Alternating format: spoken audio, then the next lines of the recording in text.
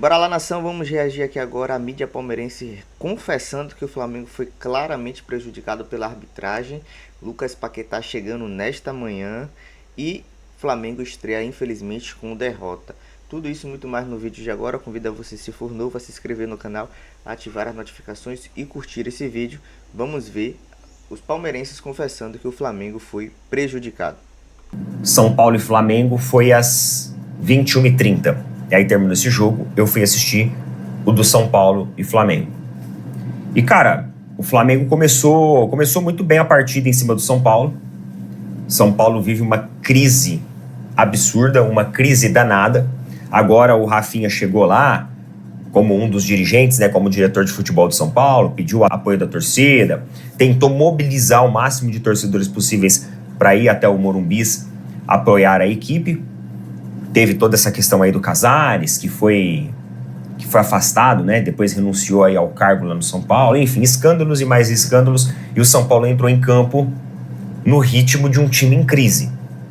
O São Paulo entrou em campo com 20, 22, 23% da posse de bola, basicamente deixando o Flamengo muito à vontade dentro do seu próprio campo. São Paulo não avançava muitas linhas. São Paulo tinha claramente o receio de sair, criar espaços para que o Flamengo se infiltrasse e de repente fizesse gols. Montou duas paredes ali, vou chamar assim, duas paredes, duas linhas defensivas. No momento que o Flamengo projetava suas linhas, o São Paulo descia essas duas linhas toda para a área e formava um paredão defensivo para que o Flamengo não conseguisse se infiltrar. Mesmo com o Cebolinha tentando boas articulações ali pelo lado, o Pedro puxando um pouco dos marcadores dentro da área, como o pivô ali, o Flamengo não conseguia ser muito criativo, não. Mantinha posse, mantinha domínio, mantinha a maior parte das projeções e articulações ofensivas, mas não convertia muitos chutes a gol. O São Paulo, por si só, aproveitava do quê? Dos contra-ataques. Tentava sair em contra-ataque em velocidade, mas no primeiro tempo isso não funcionou. Por que que isso não funcionou? Porque muitas vezes, como o time estava muito recuado, quando sobrava um contra-ataque, certos jogadores não conseguiam acompanhar esse contra-ataque. E aí acabava que ou o São Paulo errava um passe, ou o contra-ataque ele simplesmente não encontrava uma conexão com algum outro jogador, porque a equipe estava muito recuada. Então era o tempo dos jogadores do Flamengo voltar, se recompor, e aí o São Paulo também não conseguia fazer muita coisa. Até chutava, um chute aqui, outro ali, teve um ou outro chute mais perigoso, só que nada assim também assustasse o Flamengo nas articulações aí da equipe paulista. Primeiro tempo, basicamente foi esse o retrato.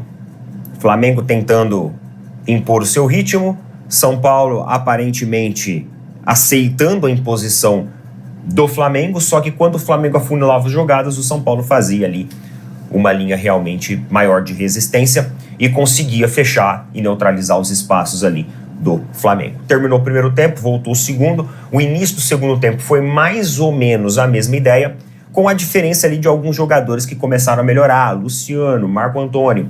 Esses jogadores eles começaram a melhorar. Marco Antônio, inclusive, que está sendo especulado aí no Flamengo.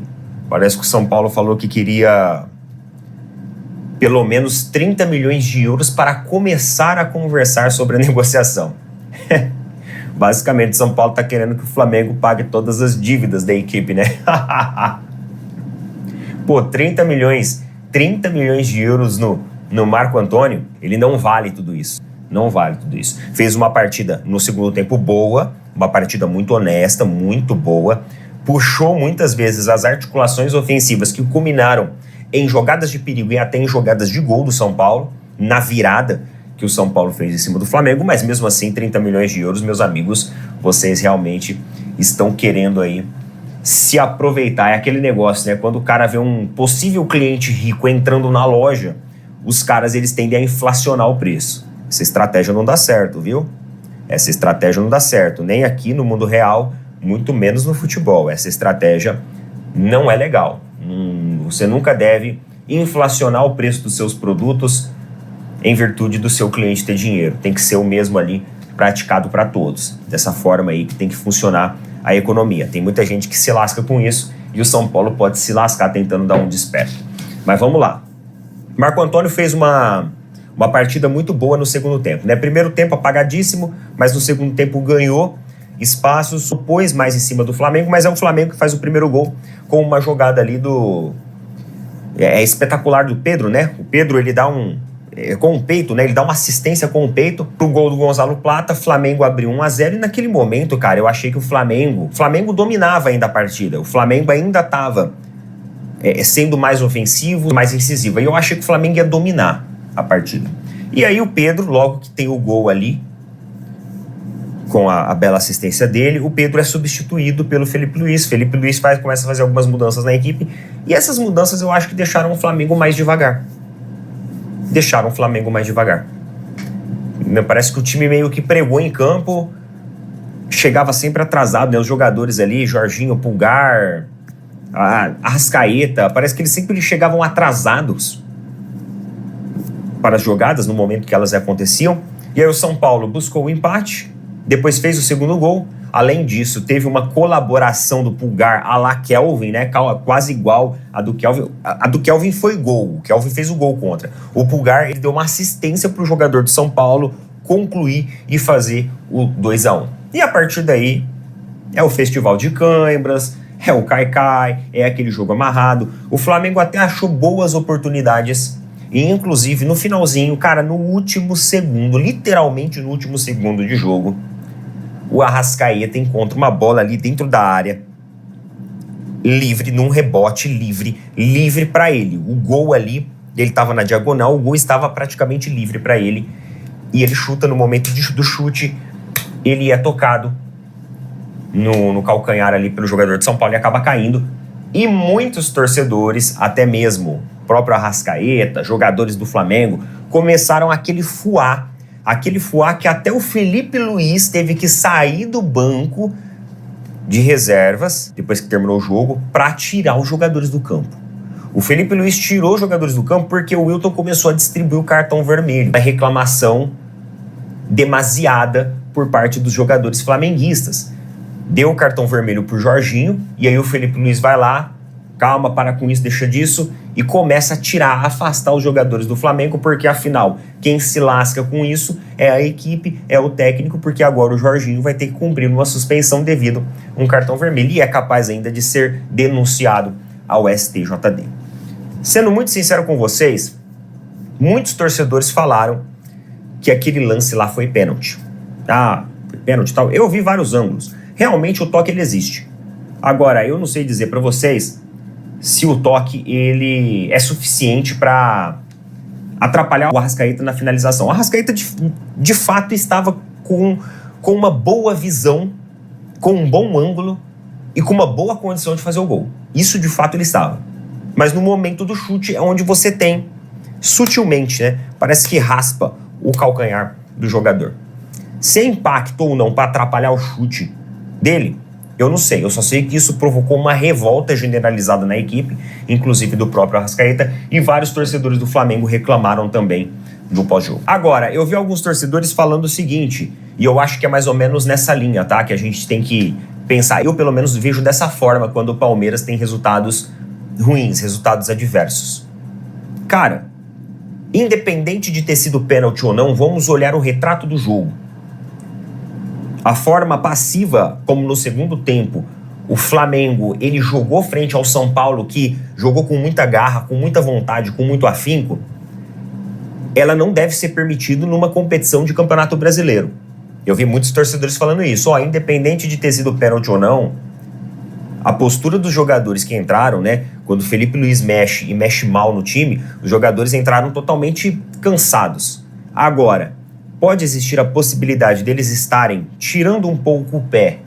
Esses jogadores que entraram no segundo tempo, principalmente. Pode existir a possibilidade desses jogadores estarem tirando o pé por causa da Supercopa?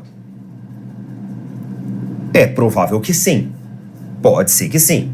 Mas mesmo assim, quando você pega um clube numa crise que está o São Paulo, totalmente desestruturado, desorganizado, a equipe do Flamengo, pelo elenco que tem, pela continuidade técnica, ela tem que fazer jus a um resultado.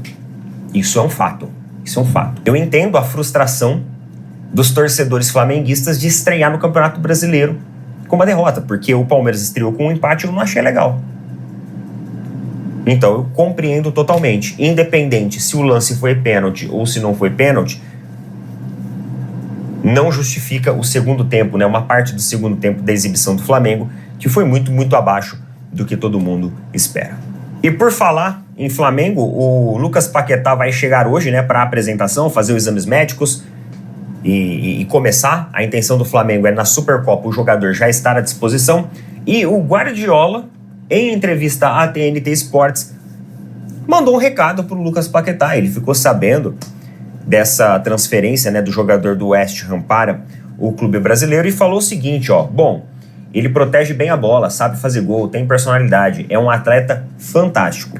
Me alegra muito que decidiu ir ao Brasil para ficar com quem gosta. Desejo a ele tudo de melhor, disse o treinador do Manchester City, que já teve interesse na contratação do jogador, mas o jogador acabou não sendo contratado. Estava com uma proposta de mais de 70 milhões de euros na época, de libras, eu acho, na época, e acabou não contratando o jogador em virtude daquelas acusações ali do esquema de apostas, que o jogador, inclusive, foi absolvido e foi inocentado. E a Chapecoense vai liderando o Campeonato Brasileiro. Chapecoense, vamos lá, vamos à atualização da tabela do Brasileirão? Chapecoense em primeiro lugar, Vitória em segundo lugar, Fluminense em terceiro, Bahia... Fluminense, Bahia e São Paulo, tá todo mundo em terceiro, todo mundo empatado. Aí você tem o Atlético Paranaense em sexto, Bragantino sexto também, Palmeiras e Atlético Mineiro em oitavo, Botafogo em décimo. Às 20 horas tem Mirassol e Vasco na casa do Leão, tá bom? Bem, desejo para vocês uma excelente quinta-feira, tamo junto, valeu, falou, até mais. Brasileira preferida, bem-vindos a mais um vídeo, alegria aí da nação rubro-negra, da nação flamenguista. Foi confirmado, anunciado, o Lucas Paquetá é novamente jogador do Flamengo, voltando à sua casa, e a torcida já estava esperando, estava na ansiedade, já estava praticamente tudo certo, a gente sabia que uma hora ou outra ia ser anunciado. Ontem eu fiz o vídeo aqui, né, até meio nervoso, olhando toda hora para ver se não anunciariam ele, mas como a gente depois preveu, né, fez a previsão, hoje não ia passar, estava muito certo, estava muito quente as notícias de que hoje ele não iria passar, o Paquetá iria sim já ser anunciado pelo Flamengo, né, cara? Aí ele fez vídeo na Flá TV, deu declaração de amor, disse que está feliz, né?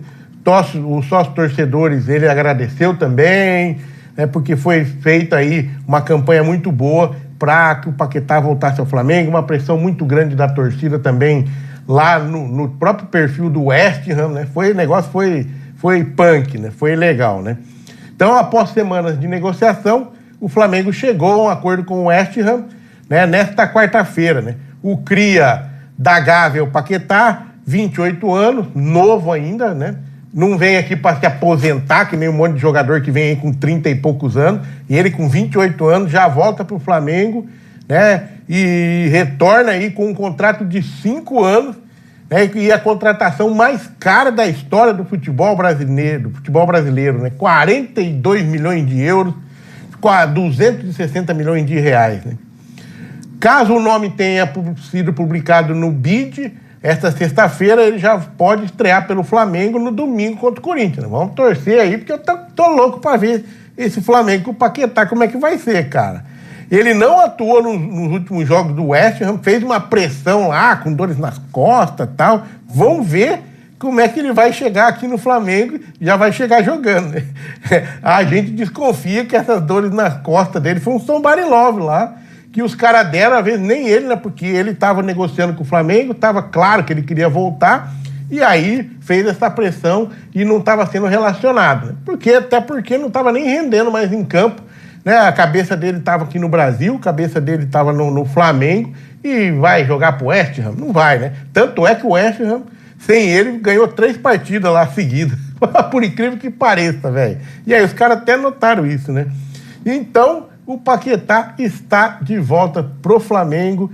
É muito legal isso, assim, cara, porque volta pro futebol brasileiro, né? Um jogador de ponta, que é considerado aí um jogador que tem mercado na Europa, na própria Premier League mesmo. Esses dias, não faz muito tempo, O City estava querendo levar ele, só não levou por causa daquele imbróglio lá da questão das apostas, que ele foi inocentado. Então, agora ele está aqui no Brasil, né, com certeza de olho na Copa do Mundo, e tomara que ele consiga fazer o seu melhor futebol aqui no Flamengo, no futebol brasileiro. Se ele já jogava muito lá na Premier League, imagina aqui, né? Então, a torcida do flamenguista está ansiosa e a gente fica curioso, né? No lugar de quem que ele vai entrar nesse time do Flamengo, hein? Se bem que esse time do Flamengo, na minha opinião, não tem um time reserva, não tem um time titular. Geralmente é um time que se alterna muito porque o nível dos jogadores é muito alto. E agora vai ficar mais alto ainda, né? Nós, aqui do Parmeira, vamos ficar chupando o dedo, né? Imagina, cara, esse Flamengo entrosado com esse elenco que tá aí. E a gente sabe que não vai parar por aí. Eles vão atrás de outro jogador ainda, cara. Estão querendo meio campo, estão querendo zagueiro. E aí, cara, vai ser... Estão querendo um atacante, né? Para atuar junto com o Pedro. O negócio vai ser complicado. Se a gente conseguir beliscar alguma coisinha, vai ser naquele negócio, né? Na força do ódio, na força do esforço muito grande, né? Ou se não tiver interesse do Flamengo em ganhar um campeonato e deixar para outro, cara. Pelo amor de Deus. Então o Flamengo montando um elenco gigantesco aí. Mas hoje, na estreia do Brasileiro, não foi bem o Flamengo, cara. Surpreendentemente, perdeu de 2-1 para o São Paulo, numa forma inesperada, né? Eu acho que o Flamengo não jogou bem. O Flamengo caiu naquela vibe de que o São Paulo tá acabado, que o São Paulo tá destruído, que o elenco do São Paulo é ruim. Não é tão ruim assim, tá? Mas caiu nessa vibe, né? O Crespo ficou jogando aquelas conversas de 45 pontos. Se o São Paulo fizer 45 pontos, esse é o objetivo, porque não vai brigar por nada. Mas hoje o São Paulo mostrou que pode brigar, sim.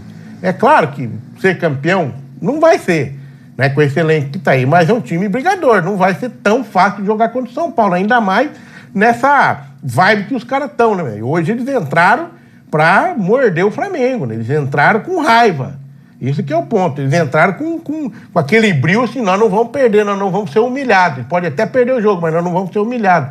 Só que aí, no primeiro tempo, que tava fácil pro Flamengo, né? Eu acho que o Flamengo entrou meio com salto alto, achando que ia ganhar fácil o jogo. No primeiro tempo não teve tanta resistência do São Paulo na questão de assustar o Flamengo. Então o Flamengo tocou bola bastante ali, mas não chegou, não fez o gol, mas ficou caracterizado como se tivesse muito fácil o jogo, que a qualquer momento ia fazer o gol. No segundo tempo, realmente aconteceu ali no gol ali do Gonzalo Plata, só que aí o Flamengo relaxou de novo. O São Paulo com raiva de querer ganhar, e o Flamengo achando que estava com o jogo ganho, o São Paulo foi lá e fez a virada, né? Em contra-ataque, o São Paulo percebeu que o Flamengo estava desleixado e começou a apertar, e deu certo. Esse é o ponto. E aí, se você vê a estatística do jogo, o São Paulo, ele chutou 11 vezes no gol do Flamengo. Acertou 4 e fez 2 gols. E o Flamengo chutou 14, acertou 5, só fez um gol. Né? Posse de bola do Flamengo, 60% contra 40% do São Paulo. E aquele negócio, né? Posse de bola não ganha jogo. Não ganha jogo. Né? A precisão de passes foi 87% do Flamengo e 83% do São Paulo. São Paulo na média, o Flamengo um pouquinho acima. Mas mesmo assim não deu. Então, nenhum amarelo, aí teve vermelho no final. Teve cartão vermelho no final ali. Eu não sei se foi pro Jorginho, foi pro Arrascaeta, porque o Arrascaeta reclamou veementemente de um pênalti, que a princípio parece que não ocorreu, aí depois no finalzinho ali os caras mostraram a imagem de novo, parece que teve um toque no calcanhar do Arrascaeta, que deu um desequilíbrio, daí ele errou o chute ali, mas, cara, o fato é que não adianta ficar brigando agora nesse final aí, porque o Flamengo acho que foi mal no jogo hoje. Foi mal, achou que ia ganhar fácil, o São Paulo, com esse papelzinho de vítima deles lá, acabaram abocanhando, enganaram o Flamengo, e conseguiu vencer, né? Isso que acontece, né? Mas aquele negócio, até começo de temporada, o Flamengo é o time que voltou por último, é o time que está talvez com menor condição, com a pior condição física perto dos demais, né? Então, porque voltaram de último nas férias, porque foi o time quase perfeito ano passado, e aí ficou até mais tempo para voltar, né? Ficou mais tempo de férias, e agora está pagando o preço pelo sucesso de 2025. Mas a gente sabe que é um baita de um time, um baita de um elenco, tem uma excelente estrutura, né? E assim não vai se abalar com uma derrota aí na primeira partida do Brasileirão, né? Jogou, o Palmeiras empatou, já fiquei puto daquilo, imagino que a torcida do Flamengo deve estar louca da vida, tá puteada pra caramba, imagino. E aí, tanto é que eu falo, né? O flamenguista raiz tá vendo esse vídeo aí.